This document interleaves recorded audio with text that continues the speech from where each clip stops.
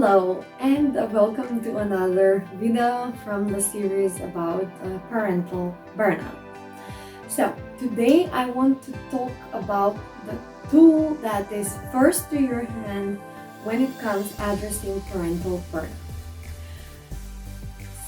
That is self-talk. So you do self-talk at all times.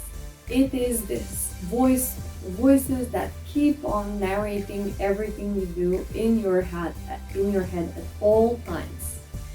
When you're working, when you're resting, when you're talking to other people, when you're even in your sleep, the self-talk is constantly on. So there is a certain trains of thought in the self-talk that can lead you to burnout. And I will point out these trains of thought, and I want you to just stop when thoughts like this occur. Just pause them to say to yourself that you are aware that these thoughts are not bringing you any good. Then you can let them go. You can let them just, pass. You don't need to suppress them, to do anything about them. Just be aware that these kind of words are just thoughts that are not doing me any good. It is like having a cake after lunch. You take a piece of cake and then you want another one because it's so sweet and nice, and you are aware that it's not doing you any good, but then you can still be aware that it's not doing you any good and still eat the second piece, right? So I want you to do at least that with this kind of things. Check out, how often do you say to yourself something like this? I'm not the mom I need to be. How often do you say, I'm going to ruin my kids, or I'm ruining my kids at the moment? I'm traumatizing, I'm damaging my kids for life, right? Whether it is when you yell, whether it is when you give desserts instead of lunch because they didn't like lunch, whether it is when you want to spend more time with them but you can't and you need to take them to daycare or something. So none of that is damaging. If children were as fragile, humanity wouldn't have existed anymore, and now we're like 9 billion people on the planet, so we're very resilient. Being there for the children is what will save them from damage. The way you're being there for them is just a shade of whatever happens next. It is not, it is your responsibility and everything, but it is not so hard. It shouldn't be so harsh. Another self-talk that will lead you out to burnout is, I'm just like my mom, in case you have bad memories of your mom, or I'm not as good mom as my mom, in case you feel that way for your mom.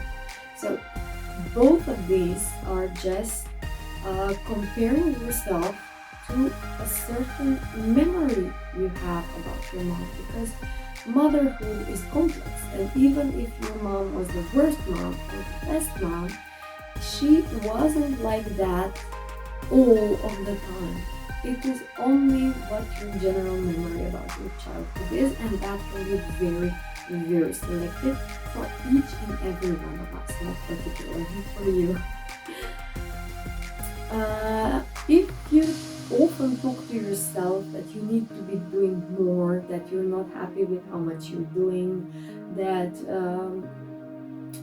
if you say to yourself that you're lazy or just doing the bare minimum in a way that makes you feel guilty about it, you should put a red flag whenever this kind of thought comes, because it's not true.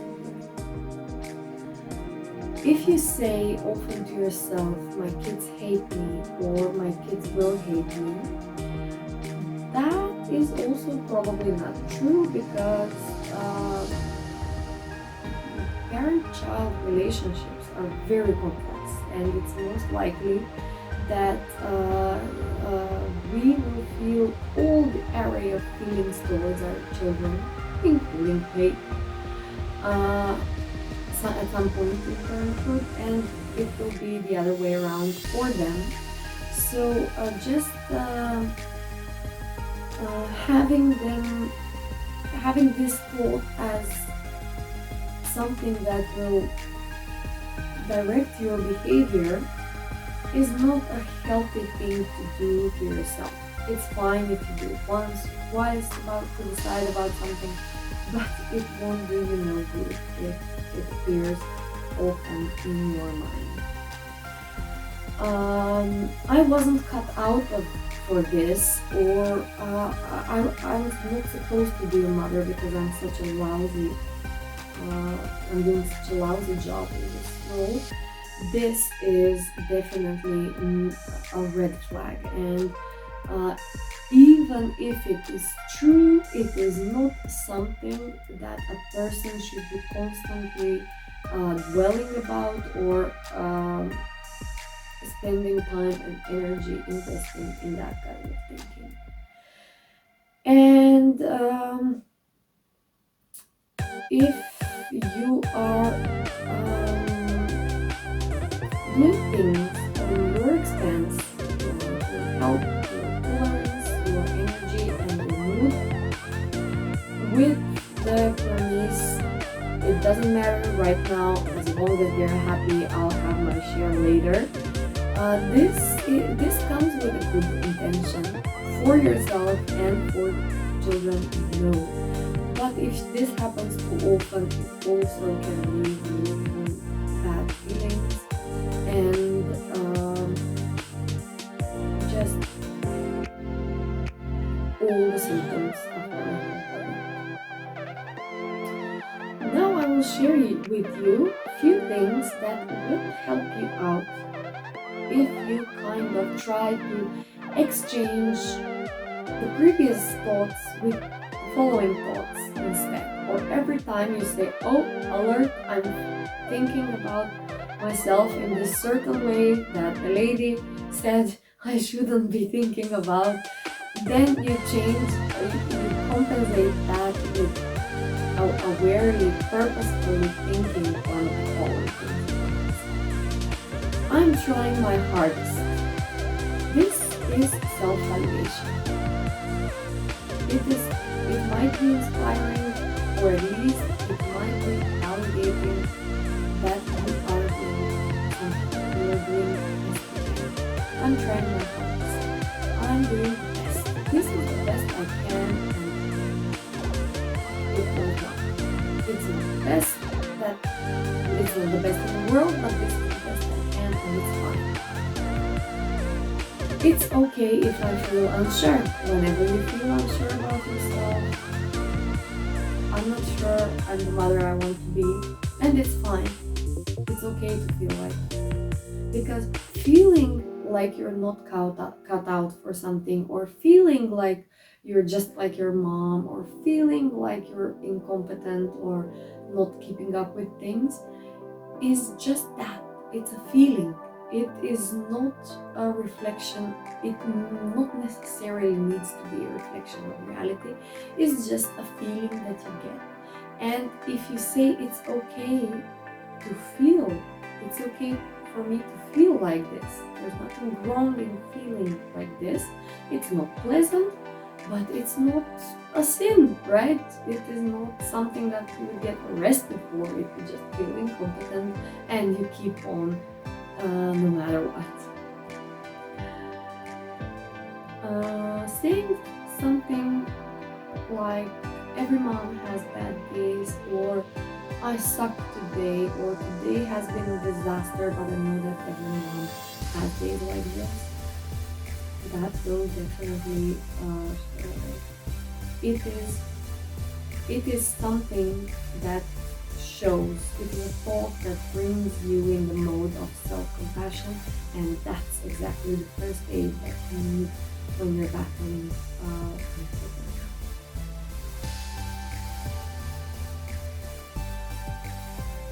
You are allowed to say no, and you should remind yourself of this. I'm allowed to say no. I'm only one person. I promised we'll go out in the park. I prepared lunch. I cleaned things that I didn't suppose will get dirty. And now I'm exhausted. And it's okay to say no. No kids. Mommy is exhausted. I'm only one person. I can only do this today. And if I do more, I won't be able to keep it up till the end of the day. So it's just me. Do you want to go out in the park and be alone until the evening? No, with no one to take care of you? Or do you want to sit here with mommy and have a nice thread going all together as mommy is? I know this may not come very smooth in response from your children, but anyway, just remind yourself that you have the right to do so. Some days are challenging, but that doesn't define my worth. Having days when everyone's screaming, or you're in the bad mood, plans get cancelled, that does not mean anything for you as a person. It doesn't mean you're unkind, it doesn't mean you're bad, it doesn't mean you're incompetent, or it doesn't mean anything. Days like that happen in every segment of our life. Bad days happen in traffic, bad days happen at work, bad days happen in school, bad days happen at home.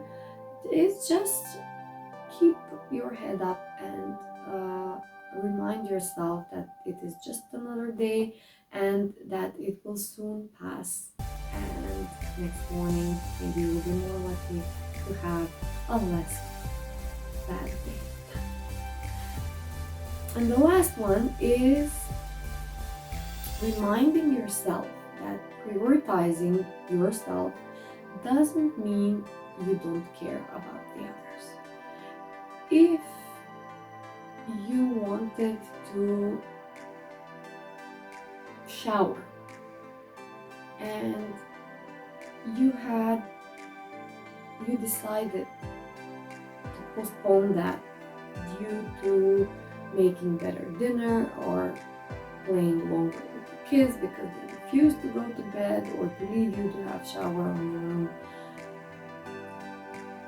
just going and doing that anyway, having the shower anyway, doesn't mean you don't care.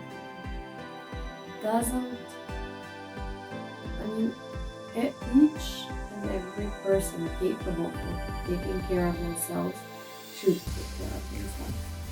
And sometimes it's very easy for mothers to decline and postpone most of their needs during the day, to decline or postpone a need that is very urgent, like eating,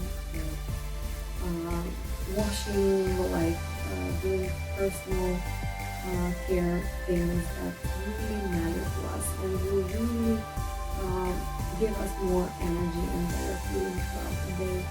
So indulging in this doesn't make you a person who is not accommodating other people's needs. Other people's needs is something that you do every day, most of the day. Do not feel bad if you at moments prioritize yourself. It's easy for someone on YouTube to say do not feel bad. I know it's very different when you actually feel bad, but what I want you to do next time you feel bad about that is to become aware that you're feeling bad about prioritizing a need, and to say out loud to yourself, is it really a bad thing that I'm going to prioritize this right now? Is it really? Because who else is going to give me a shower? Who else is going to make me a meal?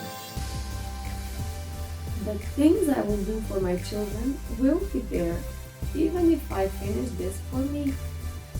And there's no one else to take care of their needs and no one else to take care of my needs. So I better be doing everything I can and not excluding my own needs to the account of better performing on other people's. Is this really a bad thing? Because it feels so, but feeling is really subjective, right? Okay, so I will leave you here so you can think about all the things we covered in this video, and I have more of the ways to cope with this and to enhance your mental strength and health as a mother in following with us. So make sure you subscribe to this channel, you like this content so it will show up more often with all the updates in your YouTube feed. Thank you very much. Bye bye.